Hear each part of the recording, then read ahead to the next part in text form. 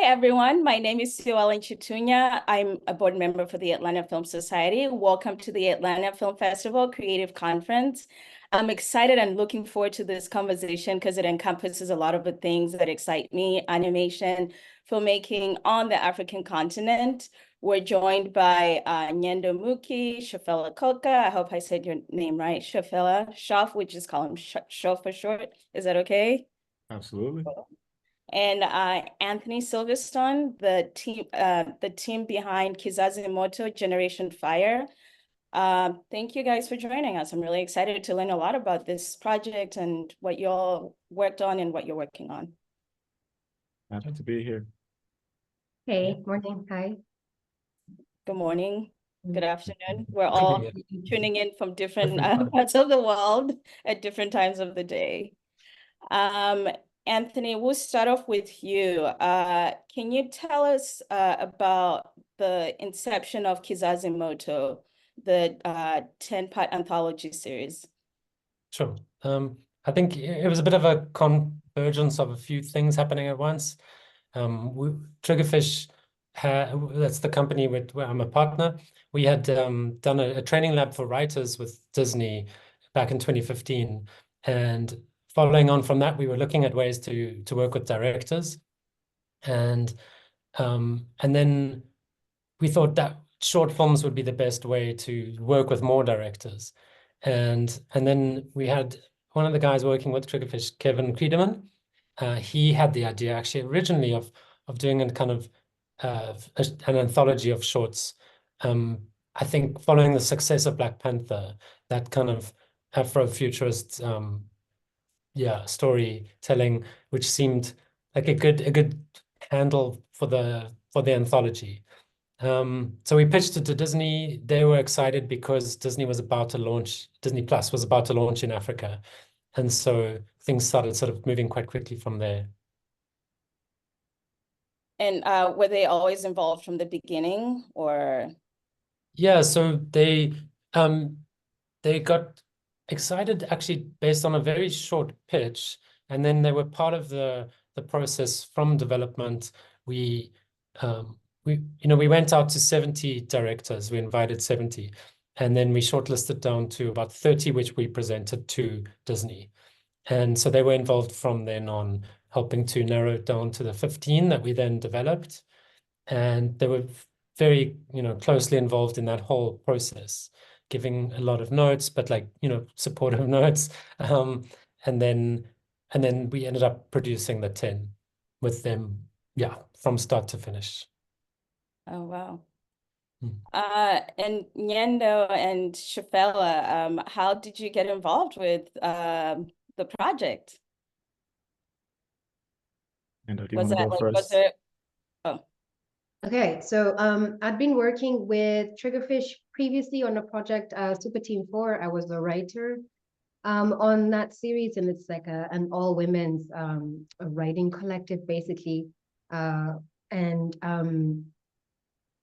they were reaching out to people that they had worked with before, or people they knew, or people they found online. So there was just an email that came in, and Triggerfish was like, hey, you guys, do you feel like pitching something to a major streamer? That's what they said. And I was like, wow, yeah, we're in the middle of the pandemic. Work is drying out. The future is uncertain. And here is like work that I can do from home without like moving anywhere. And I thought this is why not? So that's how I got to start writing my first pitches. Yeah. And I sent in 3 pitches. We were able to do up to 3. I sent in 3 ideas. Shof? Yeah, we actually struggled between 2 of them. I think they both made the shortlist, and then we had to eventually just make a call which one. Oh, wow. Yeah, I didn't understand that until right now when you told me that. I remember having a conversation about which one I wanted to work with. And Enkai was kind of an outlier. The first pitch I sent was actually a poem. So I think it was just like mystical and mysterious, and what's going on with this writer. Excuse my calendar. And yeah, I decided to go with the Enkai just because it felt like it was out of the ideas I had, it was the one that was the most kind of out there, and yeah, had a deep relationship I wanted to explore. Well, we're lucky because it's a beautiful film. It is, and won an Annie. Congratulations. Right. Yeah. I got involved. Well, first off, I'll start with the fact that I didn't know we were supposed to pitch 3 things, so I pitched 1. So I put all my eggs in one basket, stupidly. Yeah, I was working on my magnum opus at the time, New Masters, which is a graphic novel I produced with my brother. And when Anthony sent me the email, I said no originally, stupidly. And then I thought better of it, and I think it was like the next day. I checked Anthony, I checked my emails. It was relatively quick. I sent I think back we saying, nudged you as well, maybe. yeah, no, I sent back saying, yeah, I'm interested. I've got an idea to pitch. So I did.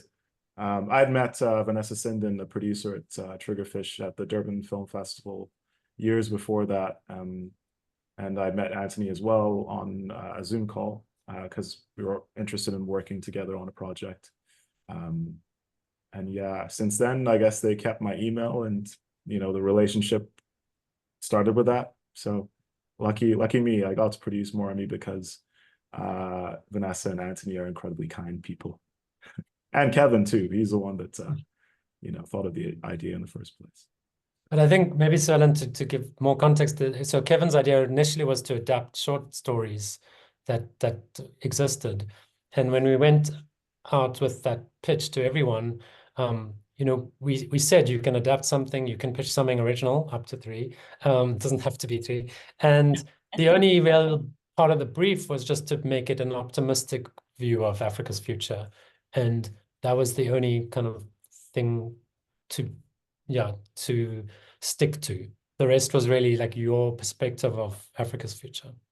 So there's some gray areas in optimism too, and I think some of us skirted that.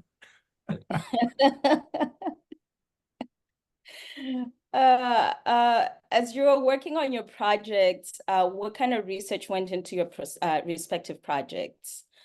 For all of you, because Anthony, yes, you're the EP, but there's a lot of research that you also had to do on your end.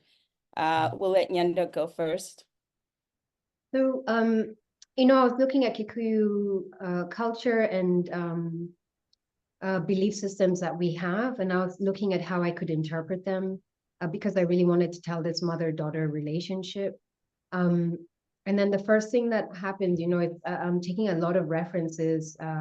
Enkai's clothing, it's a coming-of-age story. So Enkai's clothing when she's 12 is based on clothing that initiates used to wear, young girls used to wear when they're going through initiation. There's references to the Mogumo tree, to gourds, the entire setting of the different locations are based on beliefs that we have. So Enkai and Shiro's bedrooms are just 2 gourds that are floating in the universe. And gourds are very symbolic because they used to ferment porridge. They used to make moratina, which is an alcoholic drink. When we're performing rituals, when someone gives birth, you're giving them this fermented porridge so that they can lactate better. So that's the first location is based on that. The second location, Earth, is based at the bottom of Mount Kenya, which is Kirinyaga, which is our sacred mountain. The tree that they walk through, the Mogumo tree that connects their celestial space to our Earth, also has ritualistic symbolism within Kikuyu culture. It's where we would commune when there were, conversations that had to happen within the community.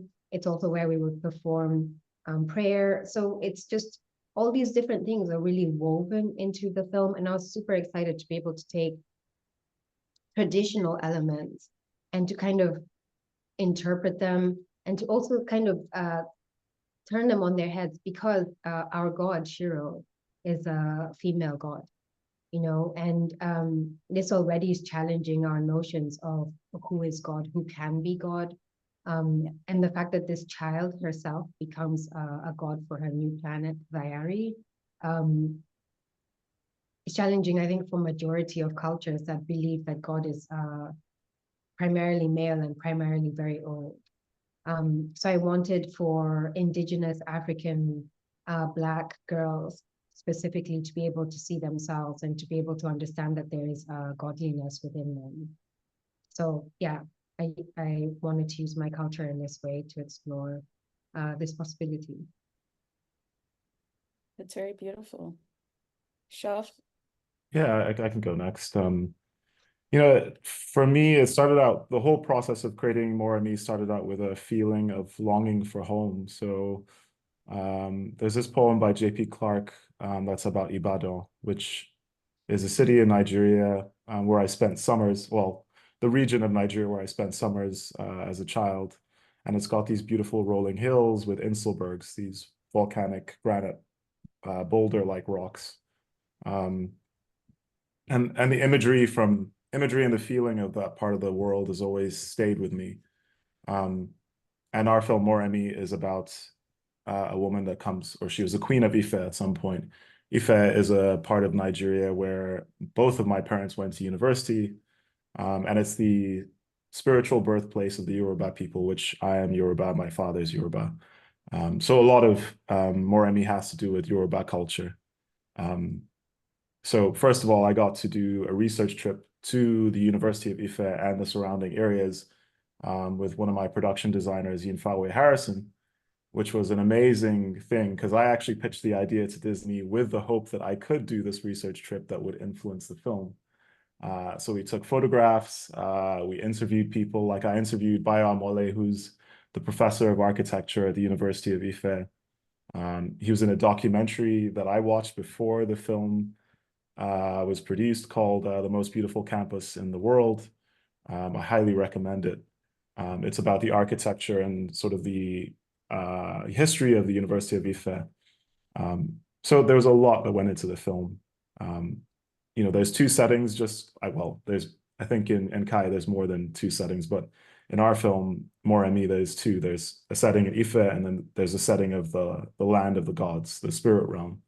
So we base the spirit realm off of Benin architecture, which is an older culture in the Yoruba area of Nigeria.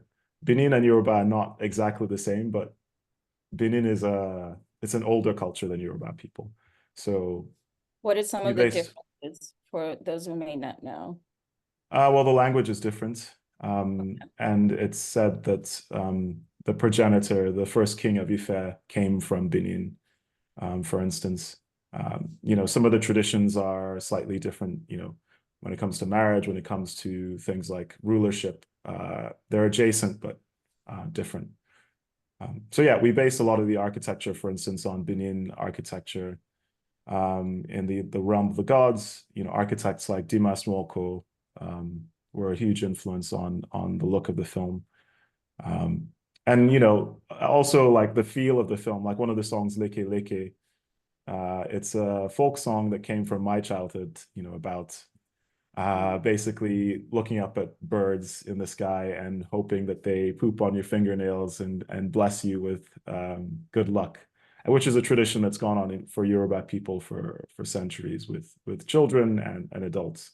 Although at some point it was a tradition for venerating ancestors rather than, you know, the silly thing it's become for kids, which is fun, you know, that culture lives through humanity that way in different forms. So yeah, lots of research went into the film.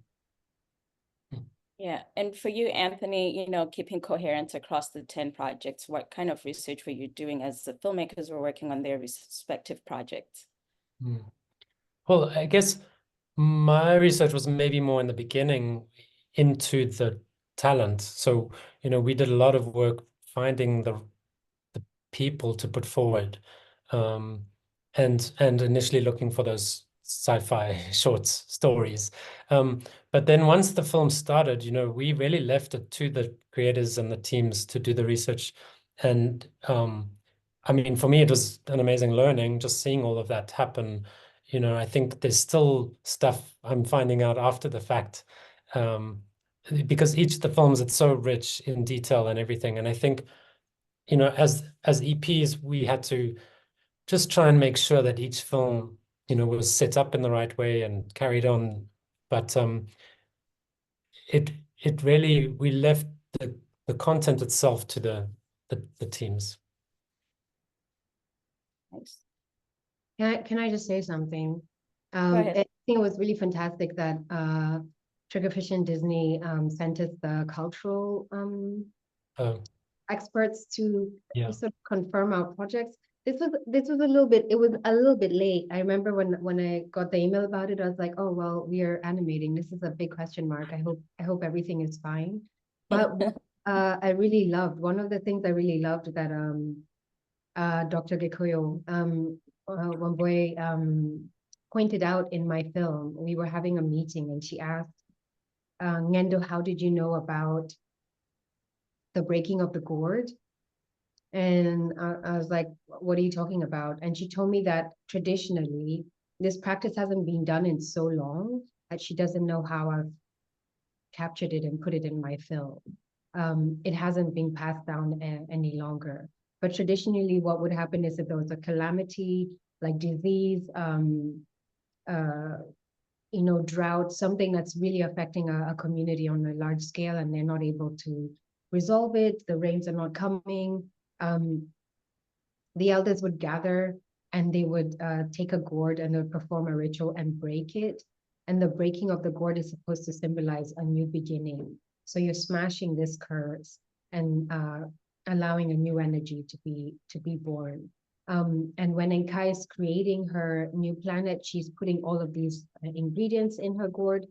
And we reached a point, I was asking my animators, how are we going to get this planet out? And we started talking about it, like squeezing itself out, all of these different options. And I was like, this is too complicated, just break the thing and it will come out. So instinctively, and also because of the efficiency of the animation, we resolved the question using traditional practices without even knowing it. Then I felt really empowered. I felt as if my culture is like running through my veins, even though it's doing it silently. Yeah. So it was really good to have the experts, yeah, confirm. That's the solution for everything in animation, by the way. Just break it. In this in this specific case, the solution in animation is like break it or like dim the lights. That's my main solution. When in doubt, black it out. Animation, yes. Dim the lights, add a bit of fog. That's what I like doing. That cultural consultant, just to explain, so part of the reason why it happened late was because, so Ellen, we you know, we felt like each of these directors, you know, a lot of them is like how many, I don't know how many animated short films have come from Kenya, you know, so it's like this might have been the first one to represent that culture and country, and I think there was a lot of pressure on the directors to get it all right, and so we did try and find the right kind of person to come and check, you know, are the references being used in the right way or whatever. And so it was more a kind of academic, you know, consultant who went through as much of the material as we had at that point, and the script and the animatic and just the concept art, and gave some feedback, which I think each of the teams found really useful. It was a really good exercise, I think, for everyone. And I think for Disney to know that, you know, they're not stepping on any toes inadvertently. Yeah. Yeah, I mean, I was a first-time director on this project. So, I mean, I directed a short film way back in college, but that doesn't count really. So I was very grateful for the support. And I mean, there was many other ways that Triggerfish and Disney supported us throughout the process. Because I think most of us were first-time directors actually on the series. So, yeah.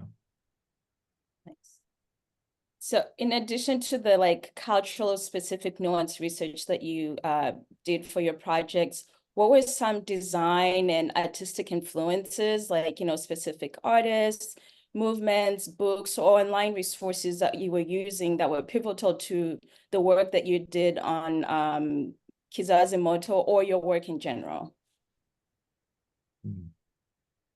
Nyando, can I take this on my, okay, cool. I always have to ask Nyando first because she's powerful and she's got first player energy, self-professed first player energy. No, I mean, that was one of the wonderful things. I mean, I'm an art director by background, so it's one of my favorite things to do is world building for projects, and doing the research is absolutely part of it.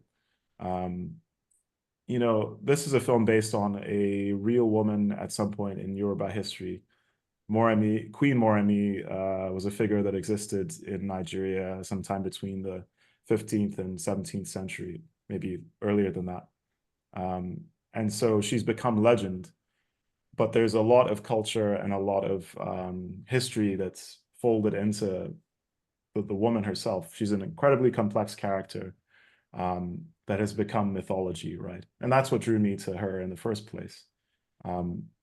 So, you know, everything from the Edi Festival, which celebrates her, and events in Ife, you know, the coral beads that they wear in Ife, to the hairstyles that they use to sort of venerate her as well. Everything from that to, you know, looking at artists like Ladi Kwali, who's a Nigerian treasure in terms of arts. She created a language of pottery that you know, potters and artists look to, you know, as a gold standard in Nigeria. People like Dimas Woko, who I mentioned earlier, and you know, both my parents are artists as well. My mother was a printmaker and textile artist, and my father is a painter. So I've known of artists like this for quite a long time in Nigeria. And this was an opportunity to take a lot of those influences and try and fold them into the story.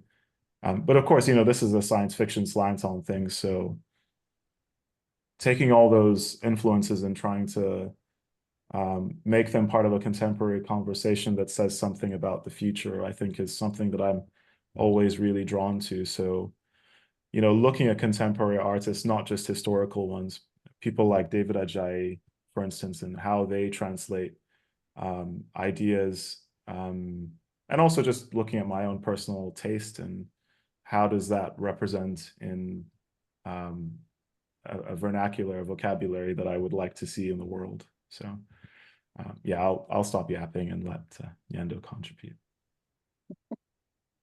Hey, so a lot of the beginnings of my references were archival photography, for, you know, looking at Kikuyu rituals and daily life. And I was looking at the costuming, the clothes that people were wearing at the time, and thinking about how we could interpret them for my two main characters. And then my locations were very important. The nature was very important, and the symbolism within the nature was very important. So my references for Dayari, the planet that Enkai creates, were a lot of seeds, plants. I was thinking about a 5-year-old child creating things in her bedroom based off of like scraps that she had found on her mother's planet. So I was trying to imagine myself as a 5-year-old, like taking things, picking things up from different places.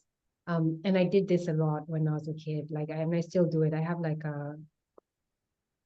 acorns that I found while I was walking on a hike, and they have to come home with me. Like anything I can pick up, stones, pebbles, whatever, feathers, they're gonna come home with me. So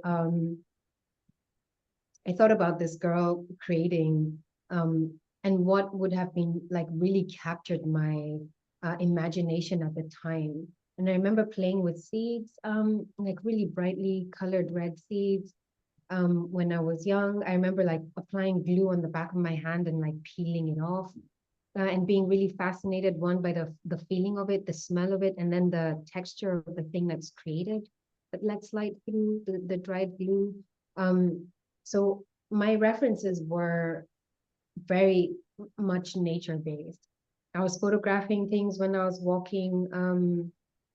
Like Awa has a little collar that's made out of moss, and it's based off of like a little stick that I found when I was walking, and it had tufts of moss on it. And I was like, this is gonna be Awa's collar. The first reference I had for Enkai and Shiro's house was a bird's nest. You know, all of these things are just very tactile. And then I have to say, in terms of influences, someone like Wangeshi Mutu, her work didn't end up on our Pinterest, but I feel like I've stared a lot at Wangeshi Mutu's work over the years, and some of that even collage aspect of bringing, you know, mixed media items together and body parts together, I think is still functioning within Enkai, maybe in a subconscious way. But I'm just going to point out, I really love working with, you know, at the beginning, like developing the ideas and being able to bring the two characters and the environments into vision. And this we did with Salim Busuru, who is a Kenyan artist. He runs a company called Avandu. Really fantastic. He's the first one who brought Enkai and Shiro into being. And then Carmen Zirfokel, is that how you say her last name? Zirfokel, Yep. who did the background art. So I just really just want to take a moment to appreciate the two initial artists that we worked with, who helped us to pitch and to get the project selected. Yeah. Nice. I just wanted to add, Sulan, if you don't mind. Go ahead. Thank you. The arts, I mean, it's always top of my mind, but I think one thing that I found working in animation in general is one thing I really love about it is that it brings together so many different types of media. And music and sound in particular is one thing I've been particularly drawn to in animation. And that was what surprised me the most about this project, was how much research and how much collaboration gave rise to something beautiful. I mean, specifically, like, I'll give one example. You know, when you're working with an actor, you have to try and use many tools to, you know, inspire a voice. And so for one of the characters in our film, it's a bird character called Malimbe. And I had to think of ways to try and give the actor a reference for how a 1970s voice in Nigeria would sound on the radio. And, you know, it makes you think, as a person growing up in Nigeria, like, what kind of reference do I have? You know, when I was growing up in 90s Nigeria, it was the BBC that I heard on the radio all the time. And there were some Nigerians, obviously, but it was mostly British. And also, like, I remember watching clips of people like Cyprian Ekwensi, who was a journalist at the time. And obviously he's a very famous writer in Nigeria. But there were these archival clips of him talking and being interviewed as well. And, you know, I think projects like this make you reach into that part of yourself that you, at least for instance, as a person that lives in the diaspora, I don't think about these things often. And so projects like this make you, you know, bring these up and highlight them and elevate them in a way that they do need to be elevated, I think. So when Yendo was talking about the berries as a kid, like, I think that's something that's a beautiful thing about animation and projects like this in general, that allow you to reach deep into your subconscious and things about Africa, and specifically for me in Nigeria, that don't get highlighted very often. So yeah, I just wanted to mention that. Yeah, I think For that. this is you're touching on something really important, because you know, I feel like the sort of happiness that is understood of African people, especially African children, is always kind of tied or in relation to our struggle. So it's like, oh, despite that they don't have shoes and they're struggling and all, but they're such a happy people. Yeah, they were so happy when we were walking around and giving them sweets in the street, you know, and it's like really kind of centering this Western perspective of our lived joy. But, you know, I'm thinking about this girl. There was no one to witness me having this joy, like picking up seeds on the, you know, on the side of the bushes, or like walking along the ocean to pick up shells, or like when I was applying glue, it was completely my own moment of like creating an experience for myself and really enjoying myself as an African child growing up. So I think a lot of these things are not directly on camera, but the sort of spirit of them is being carried through, so that our characters are inhabiting those things that are really particular to us, which are not being filtered through external, ideologies or visions or experiences by people from outside. So I think these films have a very different quality for that reason, and authenticity. Thank you. Yeah, Anthony, a lot of people may not know that you also direct and write. So like, we can talk about that a little bit. What are some influences that go into your work? Yeah, it's been a while since I've done my own thing. So I think Let's break in that. Hopefully we'll get something. yeah, exactly. I think like my background is from stop frame. So, I was definitely influenced by Aardman, the early Wallace and Gromit stuff and Nightmare Before Christmas and all the Leica films. I definitely like that tactileness. And even in CG, I find like when I did work on stuff, it was generally trying to recreate that kind of like the irregularity of it, the not being as smooth and computerized, I guess. So yeah, I think it's something I need to still explore in when I get the time.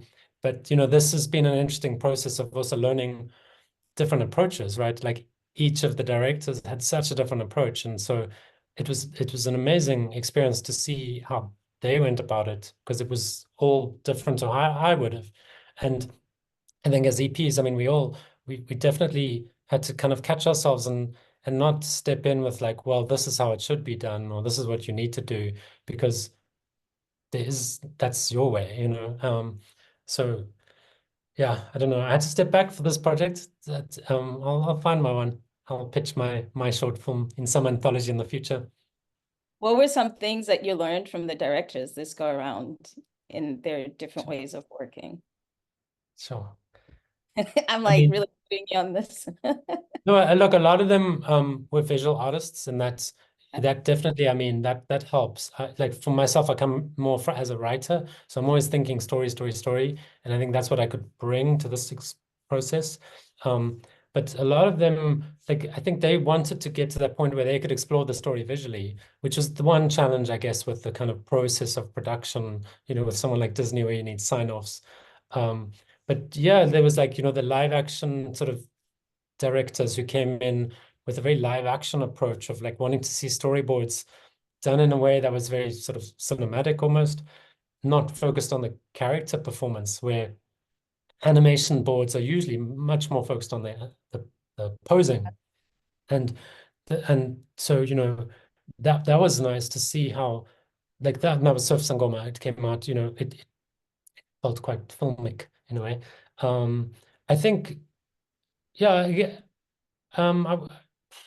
they were each different. And I think it's like Tsepo, the one director, her approach was very much about creating a sense of ownership in amongst all the other crew members. I think she just held the space for them, and because she was also coming from a writing background and knew that they were going to be better at each of the different fields than she could be, because she didn't have that experience. So she just was empowering each of them, and I think did it in a very relational way.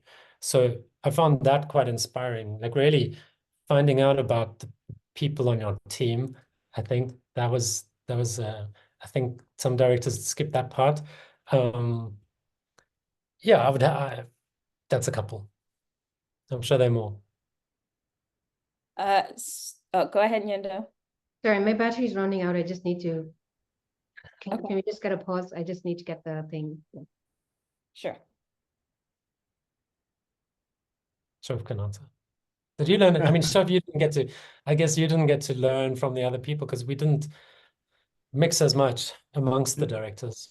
No. I mean, and we did have the monthly get-togethers. Yeah. I forgot what we call them now. It hasn't been that long. Director Summit.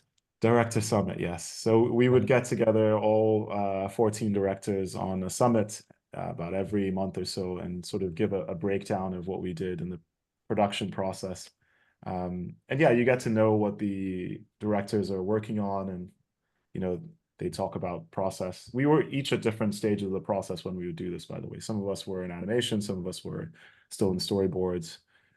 So there was an opportunity to learn from or learn about the directors and their approach. And just the communal aspect of this type of project was something I was very drawn to as well, because I think I mentioned earlier that I really wanted to invest in working on projects with African creators, and this was absolutely that in spades.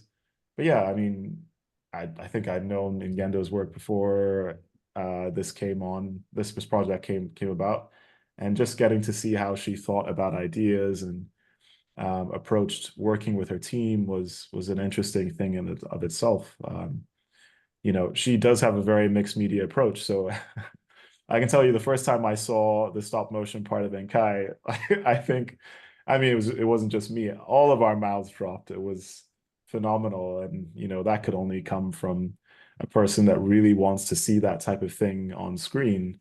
And how do you engage with your team to make that a possibility when already you have 3D and 2D in your film? So how do you have those conversations with your producer to allow that little budget to be stretched so that idea and vision can come to the fore? So I mean, I can let Ngendo talk a little bit about that, but yeah, that's the kind of stuff that you learn from other directors you're working with. And you were very, very kind not to pick my project to talk about there, because I know I'm your favorite baby on this project.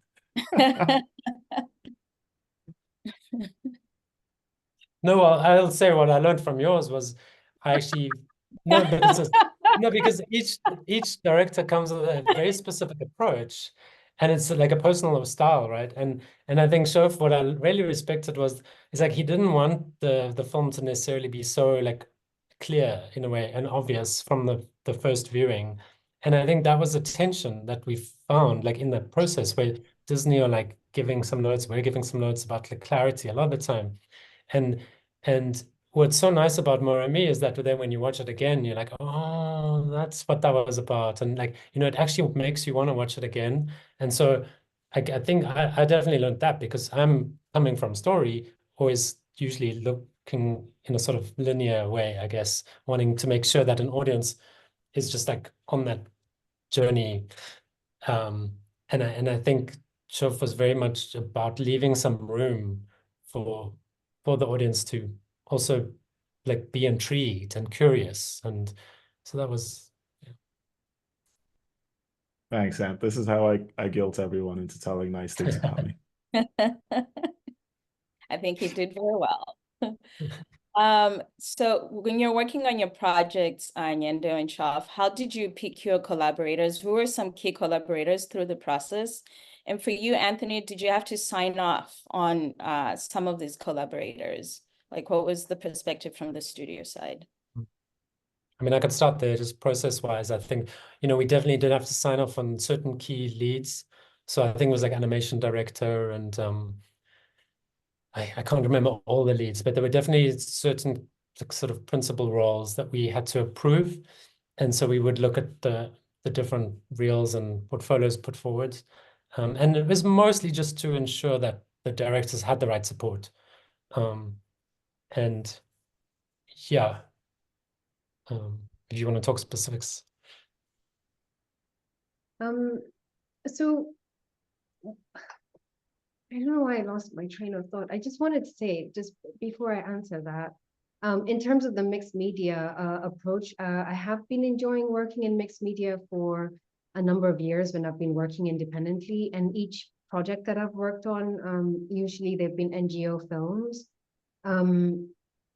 I have asked for the freedom to be able to experiment with the mixed media and to figure out what visual style fits to the content of the film that I'm creating, to the story. So this has given me the opportunity to explore a lot over the years. You know, live action with 2D animation, with stop motion, with pixelation. So when this project came along, I just said I'm going to put everything that I can. I don't know if I'm going to get the opportunity to work on another project at this level. So I was just like, we're going to have 2D animation, we're going to have CGI, and we're going to have stop motion. And I remember there were questions about the stop motion, and I just kept writing it into the script. I just wrote opening, diary, stop motion, pineapples turning. And I was like, if I just keep writing it, it's gonna be absorbed eventually and it will be taken as reality. And that's what happened. Someone did something in the background and then there was budget.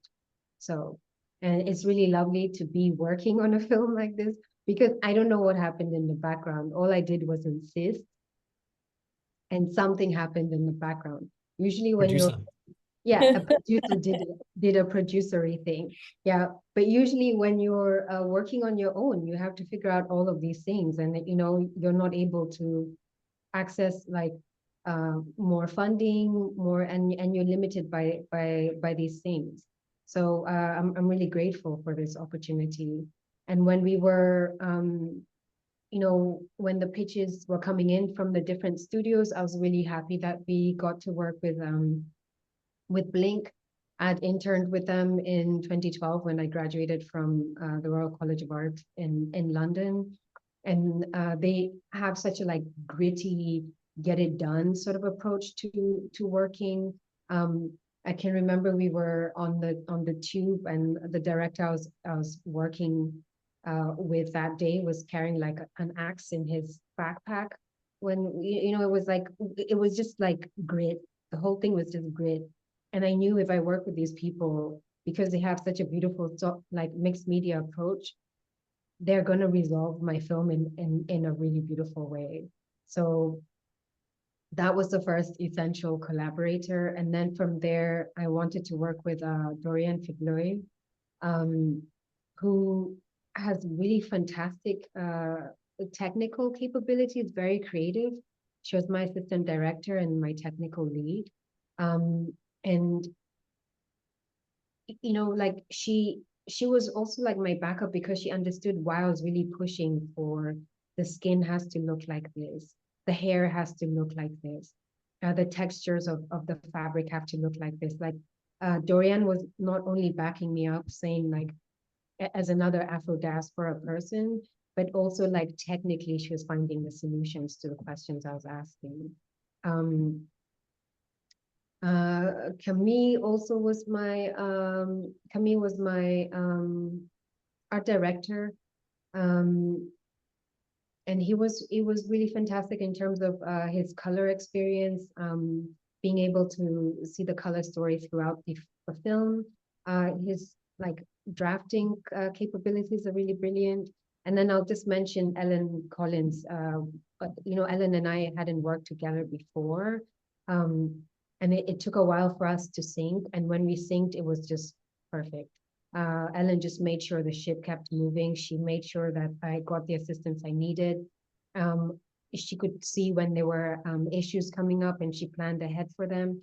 So those three people are the ones I'm going to mention. But the entire team was really fantastic that I worked with Blink. And Triggerfish, of course. Here's Anthony. What about your composer of music? Zap Mama. Oh my goodness, I don't even know where to begin. I remember saying I wanted to work with Zap Mamba, and there was a suggestion that I have a longer list, so I did. But I've been listening to Zap Mama since I was like in my early 20s. One of my friends, she's called Vio, just like played me a tape. And I was like, what is this? And then since then, Vio made me a mixtape of Zap Mama music. And I just used to blast it from my little stereo I could carry around in my dorm. And since then, like since 20, Zap Mama has been with me like through every continent I've lived on.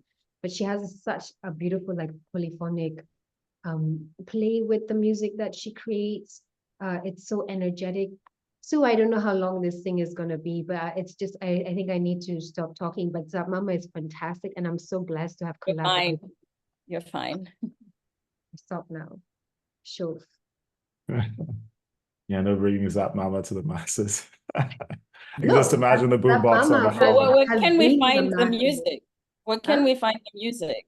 Zap Mama Mhm. or Zap Mama is everywhere. What are you guys Yeah. talking about? I did not bring Zap Mama to the masses. Zap Mama is the planet to rotate around. No, We're no. moons in Zap the Mama on Enkai though. Where can we find that? Yeah, Anthony, where can we find the music for Zap Mama? Hi. On Disney Plus on the film. No, there's actually some really cool initiatives like that. I think Stardust, one of the other short films in the anthology, has an album out on, you can get it on Spotify. Nice. And yeah, it's a beautiful album to listen to as well. For me, Moremi started with, well, the collaborator started with development. First, collaborator that I was desperate to bring on board was Yunfawe Harrison, who I mentioned earlier. Was a Nigerian artist, visual artist that works primarily in concept art and environment design. He is phenomenal in his approach to thinking about spaces and architecture and how he represents Nigeria. And our film is a lot of landscapes, maybe mostly landscapes. So working with him, and he's also a kindred spirit in his love for research as well. So, a lot said about working with artists and their visual sensibility, but it's also the energy that you get from working with somebody, and how they drive you forward, and the passion that they bring to an idea as well. So that was a big thing with me working with Harrison. And of course, I worked with Vanessa Kanu, who's a co-writer on the project. She brought a lot in terms of the feel of the characters and the humor as well, in the short film. And then I worked with Lucan, who was the production house that worked on the production part of the film. So Triggerfish, overall series producers that guided the entire project, but the actual production was done by Lucan, who's a small studio in Cape Town. I say small in terms of just number of people, but mighty in heart and spirit and what they do. And working with them, specifically working with Ingrid De Beer, who's the producer on Moremi, was godsend. She's amazing. She was the champion of the film, basically, working hand in hand on not just production things, but also creative things, because Ingrid is a musician herself. And Moremi is a very musically driven film. So every time I had questions, because I'm a music Luddite, every time I had technical questions, of course, we had a composer and a music supervisor and James Bassing White. But my shorthand was always Ingrid. I would always just ask her, as a close collaborator, hey, does this sound right? Hey, how do we achieve this?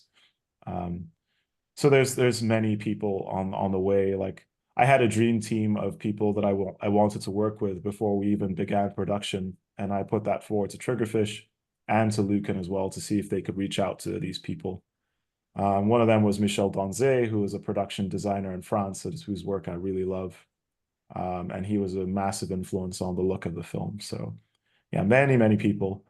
I think that's one of the things I found out as a first-time director is, first of all, how much I love creating a space for people to do their best work and engage with them in a meaningful way, so that the project becomes bigger than it could ever be on my own terms, and being able to let go of that idea so that it does become a communal experience.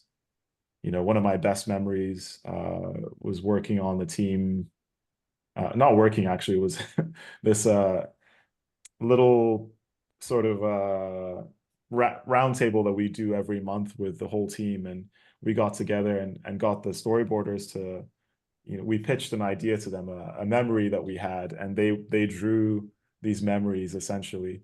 And then they showed it to the rest of the team in this round table and said, hey, who's this memory belong to? so you create fun things like that in a space that allows you to understand each other better and allows you to understand the kind of creative space that you're working in, and just have fun and get to know the people that you're working with, because that's half the joy of working in animation and in teams, is that you create an atmosphere and a feeling with people that allow you to create art that's meaningful. So yeah, I think the team was everything in Moremi. Yeah, teamwork makes the dream work. Indeed. Speaking of fun, like, what are some fun facts? So like, what were some of the hardest creative choices that you had to make in the making of your films? And then for you, Anthony, what was like the logistical challenges that you had to overcome in the making of the whole anthology series? Do you want to start? Oh, I mean, if I start, I won't stop.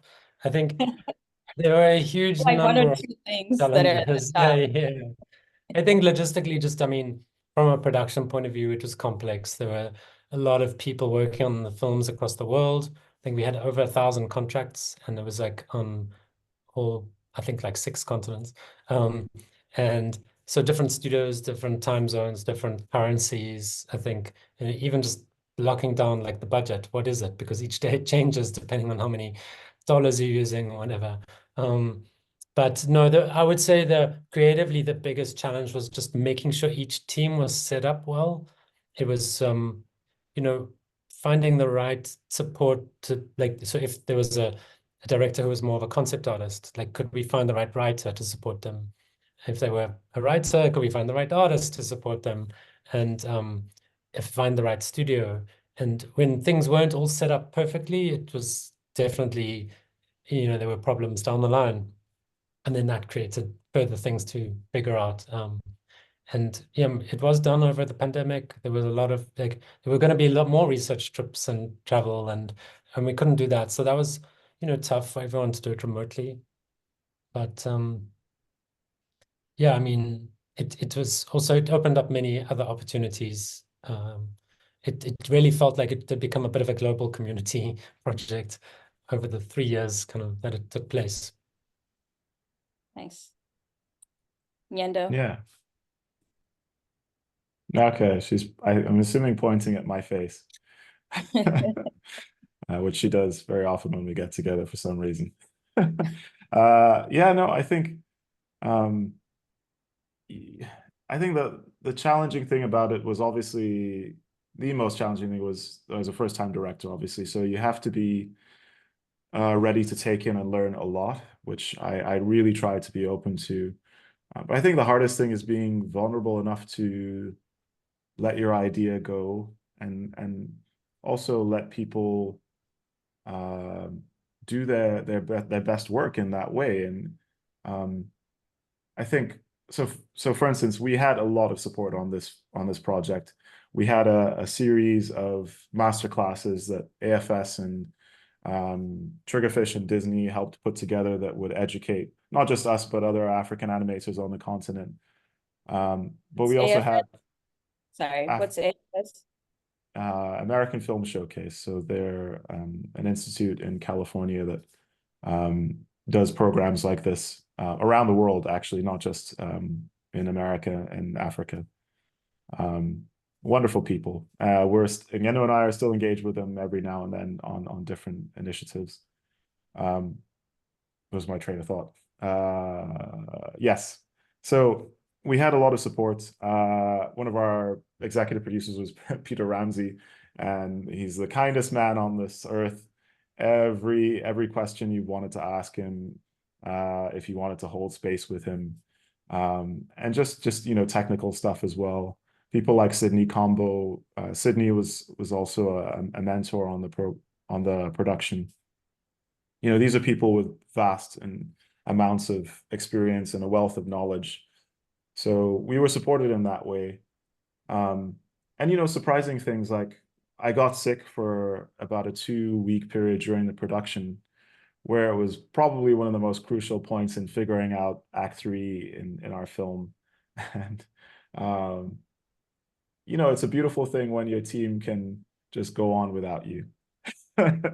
because you hope that you put the idea in place strongly enough where people are empowered that they can just essentially figure out a major part of the film without you. And that's what happened with Moremi.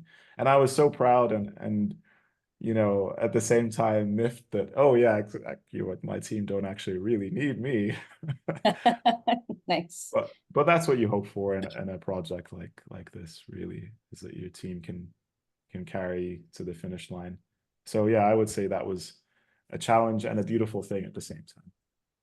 Yendo, please save me. I don't know if I need to add to what has been said. I think it's been a holistic answer, combining the two. What is something that you all wish you knew before you went into this, like in hindsight, now that we're on the other side of this? I can say something that I did struggle with a lot. Okay. So when we were working on the project, I applied for and I was offered this position to teach as a professor at the School of the Museum of Fine Arts at Tufts University in Boston. And yeah, we discussed it, and you know, I discussed it with my family at the time. I discussed it with Triggerfish and Disney, and we said, you know, I can still do this. This is good. And there was definitely a point where I was stretched to the very end of my capacity. And at that point I was like, was this the right decision? So because you're working on a short film doesn't mean that it's not going to take all of your sweat and blood. So I know that for the future, like, don't underestimate the need of energy that your film will demand from you. And you can see it in all of our films. You can see that we gave our energy to their creation. Shof? Oh, I thought Anthony was going to go. I mean, I think you definitely learn things like what to insist on the most, what you need the most in a project like this as a director. I think that's the biggest learning curve for me. And I think specifically, I would say in storyboarding, I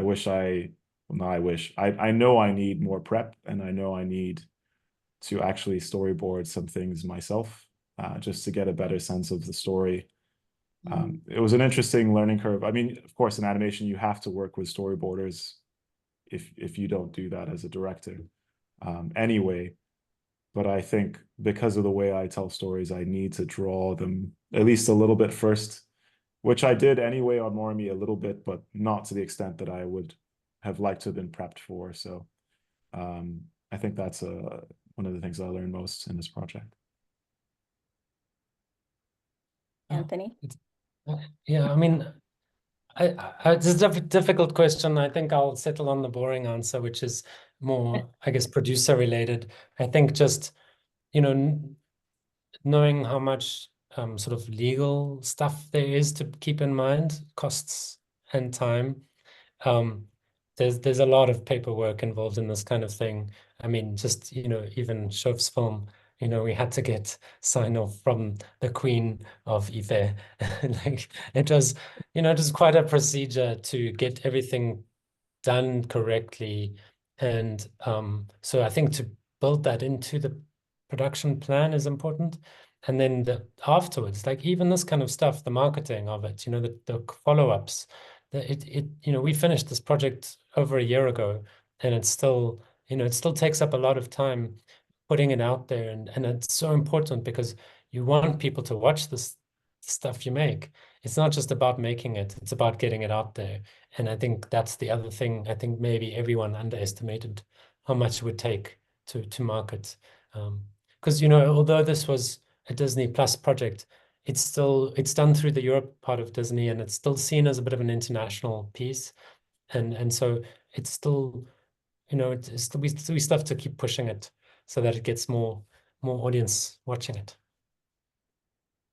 Yeah, I hope more people get to see it. I tell everybody that I see to watch it that hasn't heard of it. Nyendo, going back to you, you also dabble in live action and other mediums. And one of the things that I noticed in your work is that, like, the theme of women empowerment. Can you speak about why this is important to you in the stories that you tell? I think I just wanted to, in general, a lot of the focus of my films is to do with personal stories. And maybe, Shof, this is where first player energy comes in, because I am my first player. So my films, when it's my own independent films, they're usually focusing on experiences that I've had growing up, or just within my life, whichever age.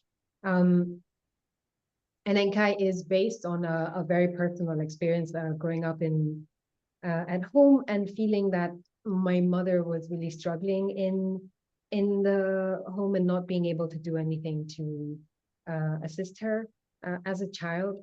So I wanted to retell this story, but to have the child manage to find a solution for both her mother and herself, so that they could then be free from, the weight that they were carrying previously. So yeah, I love that in this film, the young girl is able to do this, and I love that Shiro, Enkai's mother, discovers that freedom is an option for her to take. And I want this for myself. I want this for my sister. I want this for my mom. I want this for like all the people who are, carrying weight that we're not meant to be carrying, and weight that is crushing us. So women tend to be the ones who are burdened with a lot of the weight of society that is not even valued in terms of the work that we do on a daily basis. So yeah, that's my focus for a lot of my films. And for you, Shof, like, are there specific themes that you would like to continue exploring with your work? Yeah, I mean, I think Yendo touched on it a little bit, is, the only way you can really say something true is if it comes from a personal point of view. Of course, like Yendo's films, for instance, talk about woman empowerment, like you said, but they are rooted in her own personal experience. And I think that's where I always start to drive any project or any story I work with. So for instance, the graphic novel I mentioned earlier, New Masters, the main character is a young woman who's a teenager. She's part of a family of misfits, found family, that are in a future version of Nigeria. And all that sounds really outlandish, but she's a character that's based on my sister. And this is a person in my life that's always had this sense of defiance, and not in a loud, brash way. My sister's always been this very persistent and quiet sense of defiance. And I love that about her, and I wanted that character to embody that. So, it's a similar thing in Moremi. I have people in my life that embody those characteristics and that complexity of character. And I think those are things I want to see on the screen. And, yes, they come from a Nigerian point of view, because I'm from there. I grew up there. But I would hope that these, truths I'm talking about, they speak universally. So that's what I think creates a compelling story, a compelling narrative, is if those truths are actually rooted in something really believable. Like if you can create a real character for the screen, I think that's a compelling thing, and I always want to strive for that. That's what I would say. Yeah. Thanks. I have so much respect for the work that you all do in animation. I took a semester of animation, and that was enough for me to be like, hey, I think I'm gonna stick to live action. With that, like, did you guys always know you wanted to work in animation? How did that come about? Like, what's your genesis story? Kind of going back in time. Anthony, you want to start? Oh, no. Ando's got her Anthony, mic off. She doesn't want to. Anthony. Like, sure. I did always want to do animation from when I was a kid, but it didn't seem like a realistic option in South Africa at the time. So I studied science and I did marine biotechnology for my honors thesis. So I've always been interested in nature as well, and that I think is reflected in my films. But yeah, it's like there's, I think there's so many aspects to animation as well. So I think for me, it was also the storytelling aspect that always excited me from even when I was a kid. Yeah. Ando. And So, yeah, my dad is the one who taught me how to draw. He had been an artist himself. And he won like national awards when he was a teenager in high school, but then he was directed to choose a sensible career, and the options were like engineer, doctor, or lawyer. So he chose law. But then when we were born as children, he was basically testing each of us out to figure out who had inherited his skills. And he would put like a banana on the table and a pencil in our hand and paper there and be like, draw the banana. So I was the only one who really was interested. Everyone else was like, why must we do this right now? Though there were still artistic skills in our family. My older brother, actually, I think all four of us have had artistic skills, but I was the one who really took to it the most. So by the time I was in high school, I knew I'm going to do something with art. And then I was doing illustration, and I thought I'd become a painter, something. And then I just had to, we were required to take a course outside of our major, and I took a video course. And as soon as the timeline was there, I could not believe it. I have this timeline, I can edit it, I can reverse stuff, I can shift things. I can change how the story is told. And I was like, oh my goodness, what am I doing? And I had to fight my way into the film animation and video department at RISD because there wasn't space. And they kept like dodging my emails. And then I just showed up at the department. And I was like, I'm joining this place. And then the mixed media approach actually is because it's a film animation and video department. So I took film classes. We were shooting on 16 mil, doing a lot of very experimental things with the Bolex. We're doing video, and then we're doing animation. So at the end, my final year, the admin, it's like, Endo, I need to have a meeting with you. Like, I don't know what to put on your certificate. Are you film? Are you video? Are you animation? Because you're meant to have selected a line. And I hadn't. I'd just been doing this the entire time. So I was like, just put animation. So that's what it says on the paper. But this is why I'm always doing a lot of mixed media work, is because I didn't choose. I just kept staying as wide as possible. Is that the answer? Did that answer your question? yes, that did. That Great. it's great that your dad encouraged you from a young age, because I know growing up in Zimbabwe, the arts were definitely not encouraged. I was on track to be a doctor myself, so I know that story all too well. So thank you to your dad. We all have similar stories like that, I guess. I mean, I'm lucky, like I mentioned earlier, that both my parents are artists and educators. But I wanted to be an architect when I was growing up, and I always loved animation, everything from Saturday morning cartoons to first animated film that really caught my attention was Princess Mononoke. There's a scene in that film that still really captures me, and I always strive for that kind of compelling visual and audio sense when I strive to make the best thing in animation that I do. But yeah, I really loved architecture when I was growing up, and my dad even encouraged me to go in that path. I just didn't see any pathway to work in animation in Nigeria. I mean, even my dad's university, Yaba College of Technology at the time, they did not have a program for animation. So as I got older, I really loved drawing. I love drawing characters. And I wanted to tell stories because my brother and I did that when we were younger. My parents made the decision that, you know, if we could get into art school in the States or in England, they would sacrifice a lot to do that for me and my siblings. So luckily I got a scholarship in the States, and I didn't end up studying animation, actually. I studied illustration.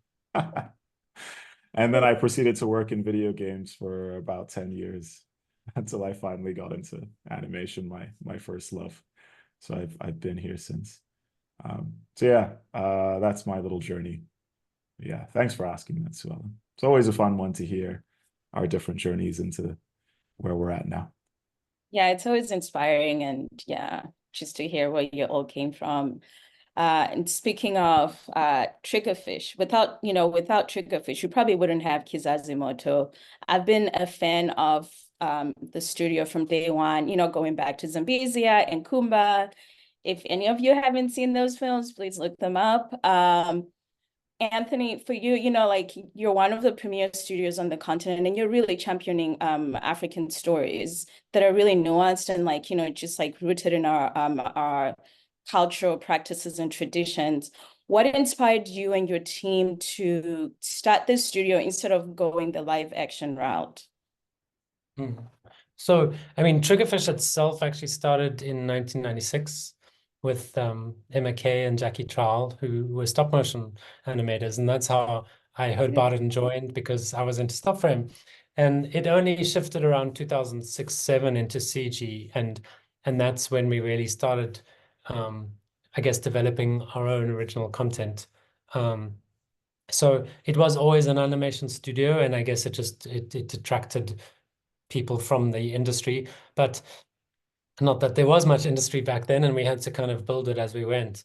But I think, yeah, we always had this desire, I guess, to kind of break the stereotypes of Africa, because it felt very much like there was a perception, and that wasn't our reality. So we wanted to show the world what Africa as a continent. I mean, like at that point it was just South Africa, but like the more we grew, the more we could expand also to the outside of South Africa. And I mean, this kind of project was amazing, because I think the purpose of that was really to show how diverse the continent is. So yeah, it's just, I mean, I hope we can continue to do that. I think we are actually looking into expanding into live action, because I think that does similar things in a different way. There are not many family films from Africa. I think animation has a certain audience, live action has a bit of a different audience. So we're going to constantly look at ways to address that, I guess. Yeah. Next. And for all of you, are there any projects coming out of Africa in the near future that you're really excited about? I feel like more and more people are starting to consume our content, but for you, like, are there any projects that you're excited to see that are coming out?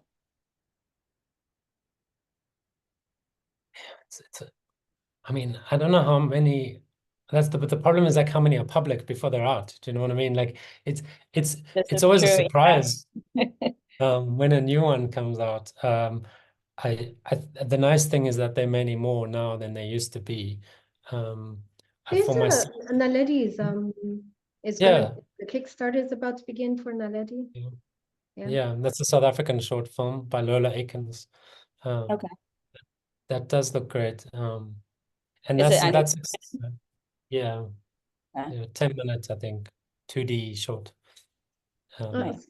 Salim Busuru of Abandu has a graphic novel series about traditions and grief in Kenya that he's been working on.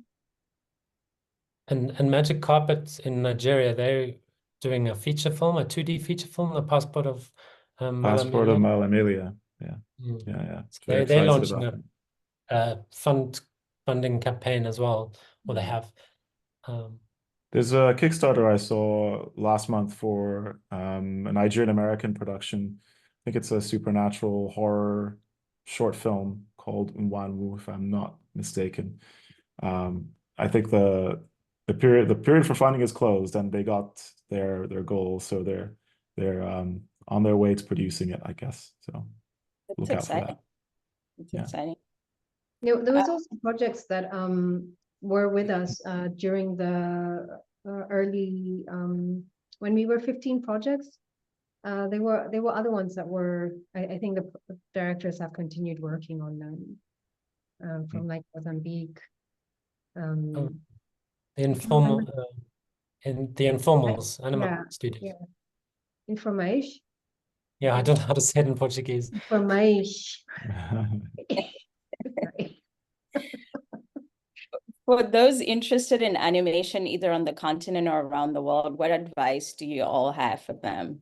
Just like if they're just getting started. Turn back. Just I was gonna say the opposite. There's I was that gonna say, famous do it. optimism from Yendo.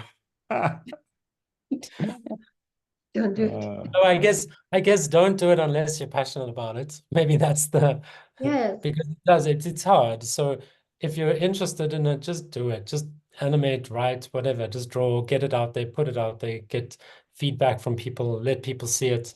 There are a lot of artists that are super talented that don't share their work. So that would be my biggest piece of advice. Show people. Yeah, I think this is really important because it kind of feels a bit cheesy sometimes for people to be thinking that they're drawing and then they're putting their work online. But when we're looking for people to work with, you know, I was really insistent on working with African and Afro diaspora artists on my project as much as possible. And wherever we could at each level, at each stage of production, we were going through ArtStation, Instagram, you know, just different platforms looking for artists. And we found some people like, you know, in the corners of these platforms because they've been posting. And you can see the history of their posting. You can see that they're consistently producing. You can see their work improving over time. And these are things that are very vulnerable for you as an artist. You know, I hate thinking of putting something online and it's not the top quality I'd want. So then I don't put anything online. But even seeing the progression of the person's work is very inspiring, and it shows you that they're dedicated to it. So don't block your blessings. That's really good advice. I would say when you're first getting into any, like making a living as an artist in general is really hard. But I think a lot of younger animators or people working in our industry tend to think that they should get that big job right out the gate, like a work at, I don't know, let's just say Netflix or something like that. I always say it's actually really beneficial to work on smaller projects first and work with a community. Like finding your community that you work with is probably the best thing you can do as a younger artist. I mean, I think Yendo and I were talking about it the other day, that it's actually just hard to find people that you sync with in terms of a visual approach or an ethos in general in art. So if you can find those spaces for yourself when you're younger, there's real practical ways that this benefits you as an artist working in the industry in terms of financial support and just building up your voice, because so many young artists need to do that. I think that's the biggest advice I would give them. And you know, you did touch on like how hard this work that we do is. What are some of the things that you all do to keep yourself grounded and motivated? Because, you know, as we know, filmmaking is no easy fit. And then also, you know, working on the continent, trying to tell stories to bring them to the world. There's also like another added layer to that. But to keep marching forward, how do you keep yourself grounded, like, you know, personally and professionally?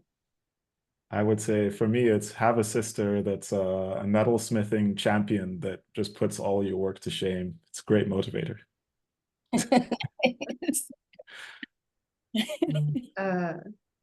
Can I just point out, because we're always saying how it's difficult to be artists, but I also want to point out like the fact that we're living under these, I'm so sorry to say, these capitalist systems that are meant to just extract from us. And this is the reason why living as an artist is difficult. But it's not just us, you know, like the doctors in Kenya right now are on strike because the government is not paying them on their required internships. So they're fighting for their rights. So that doesn't mean like you take a job like one of these traditional jobs that people have held in high esteem, that you're going to have a, you know, a smooth career. At the same time, the reason why artists are undermined in society is very colonial. You know, every time one of our you know, we are having uprisings in one of our African countries trying to overthrow colonial powers. What happened is the first people who were being silenced were artists. You know, those are people who have gone into exile, musicians, artists, painters, poets, writers. And it's because we are able to describe the heartbeat of the entire nation. You know, we're able to inspire revolutions as well. So we're the ones who have been silenced, and this is a continued reason for our work to be undermined, is because it's a colonial leftover.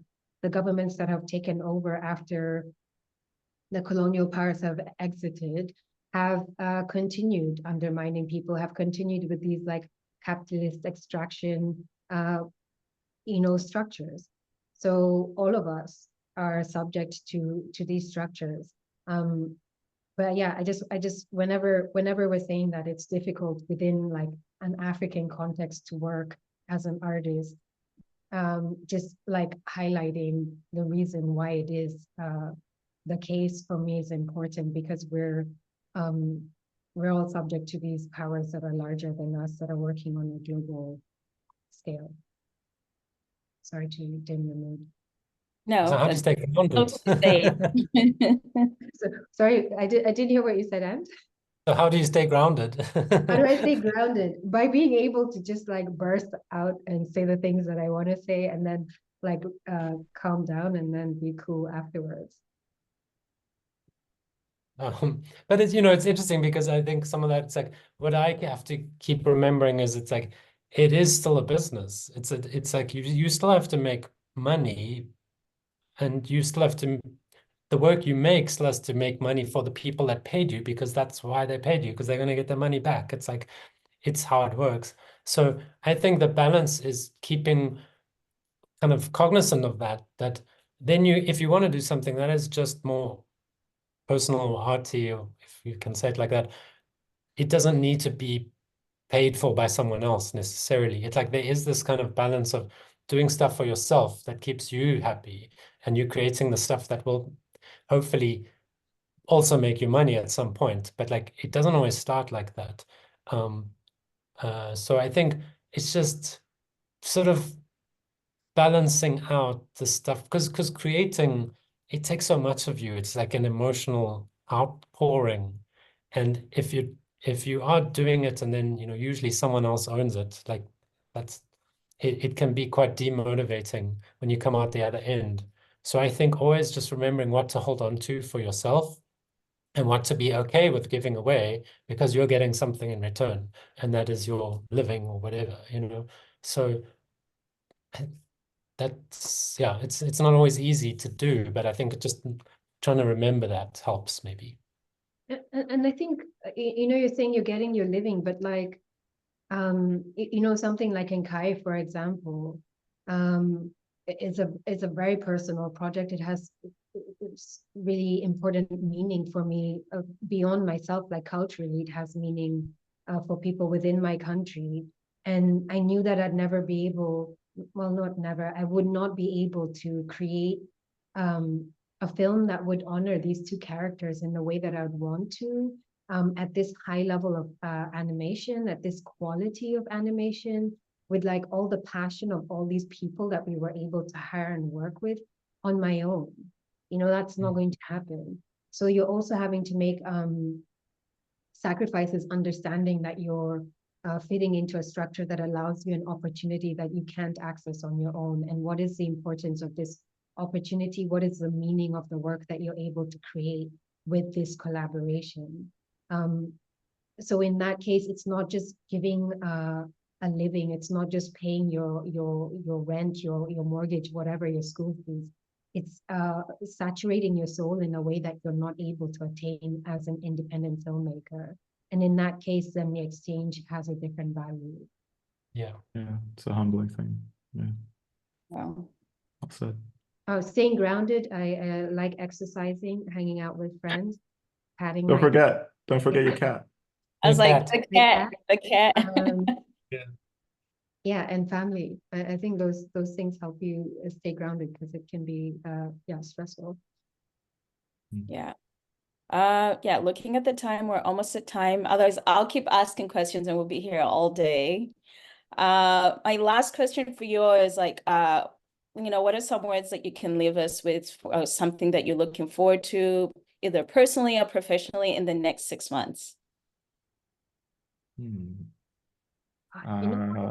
I'm so sorry. I'm just gonna jump in because it's gray outside. It's been raining all morning. I'm looking to actual proper summer. Sunshine. And not the summer that like destroys, scorches the earth. I just like the early summer. I'm looking forward to that. I want to go swimming. I want to be outside without my winter coat. That's that Boston weather. You know, it's delivering the promise. Africans in North America, man, just not a good fit weather-wise for us. Suffering and smiling. Suffering and smiling, yes. I'm looking forward to Annecy in the summer, which I'll be going to in June. Yeah, I got to go to the festival for the first time last year with Moremi, which was an amazing dream. And this year again, I'm attending. So hopefully I'll see Ant there as well. I'll be there. What Anthony you is got, Ant? probably going to be there. Yeah, So look, stay- I mean, I was going to say because, the industry, it's been in a little bit of a dip lately. And so I think, going to the festivals like Annecy and stuff, it helps to be present and pitching projects and stuff. And I guess that is what I'm looking forward to, is the coming out the other side of that. Because I think there are a lot of exciting projects in development. Like, hopefully they can all get made. And we have a few at Triggerfish in the pipe that I am excited by. But it's like we kind of need to get through this phase of I think everyone trying to figure out what's next. And yeah, let's see. Nice. Well, with that, thank you so much, Nyendo, Shof, and Anthony. I feel like I got my own personal masterclass on animation and, the whole process that went into making Kazazi Moto, Generation Fire. For those of you watching, please check it out on Disney Plus. And also don't forget to check out the Atlanta Film Festival screenings and the Creative Conference still going on. And what I'm going to leave you with is, don't forget to practice compassion, empathy, forgiveness, kindness, and love, not towards others, but also towards yourself. Thank you. Thank you for inviting us, Joellen. This was a good conversation. It was, yeah. It was fun. Appreciate it Yeah. so much. Thanks for waking up so early. Yeah. Oh, and Ant, you get to go to bed. Well, it's not that late actually, but Not us, we quite. have to face the